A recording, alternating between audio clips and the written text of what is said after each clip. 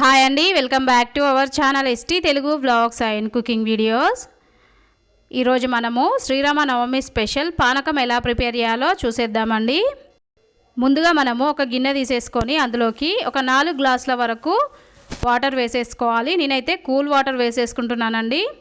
కావాలనుకుంటే మీరు normal water కూడా వేసేసుకోవచ్చు. ఇప్పుడు ఇందులోకి మనము 1 కప్పు వరకు బెల్లం వేసేసుకోవాలి. ఇలాగ బెల్లం అనేది వేసేసుకున్న తర్వాత మనం వాటర్లో ఈ బెల్లం అంతా కరిగేంత వరకు ఒక ½ అవర్ పాటు పక్కన పెట్టేసుకోవాలండి. ఇప్పుడు మనము ఒక రోల్ తీసేసుకొని అందులోకి 1/2 టేబుల్ స్పూన్ వరకు మిరియాలు వేసుకోవాలి. అలాగే 2 యాలకులు వేసేసుకొని ఈ మిరియాలు యాలకులను మెత్తగా పొడిలా దంచేసుకోవాలి.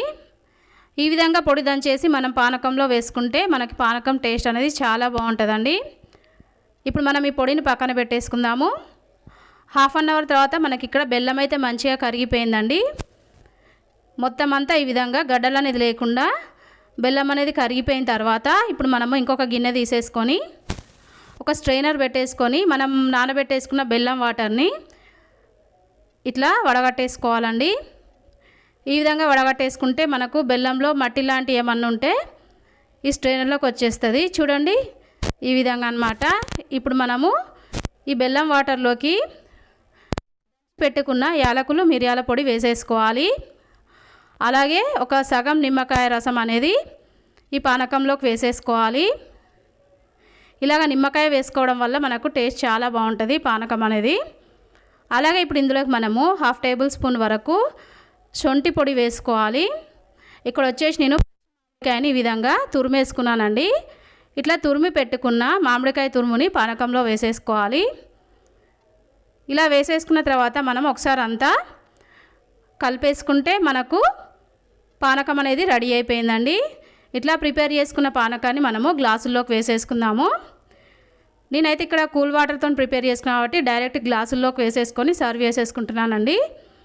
మనము పానకం అనేది ప్రిపేర్ చేసుకున్న తర్వాత ఫ్రిడ్జ్లో పెట్టేసుకొని కూల్గా సర్వ్ చేసుకుంటే చాలా బాగుంటుంది. ఇప్పుడు ఇట్లా ప్రిపేర్ చేసుకున్న పానకంలోకి మనం కొన్ని తులసి ఆకులు అనేది వేసేసుకోవాలి. అంతేనండి, ఫైనల్లీ ఇక్కడ మనకి శ్రీరామనవమి స్పెషల్ పానకం అయితే రెడీ అయిపోయింది. ఈ శ్రీరామనవమికి మీరు కూడా ఈ విధంగా పానకం ప్రిపేర్ చేసి దేవుడికి నైవేద్యంగా పెట్టండి, చాలా బాగుంటుంది. ఓకే అండి, పానకం ప్రిపేర్ చేయడానికి కావాల్సిన మెజర్మెంట్స్ అన్నీ నేను డిస్క్రిప్షన్లో లింక్ ఇస్తానండి. ఒకసారి చెక్ చేసుకొని మీరు కూడా ప్రిపేర్ చేయండి. ప్రిపేర్ చేసిన తర్వాత మీకు ఎలా వచ్చిందనేది నాకు కామెంట్ రూపంలో తెలియజేయండి.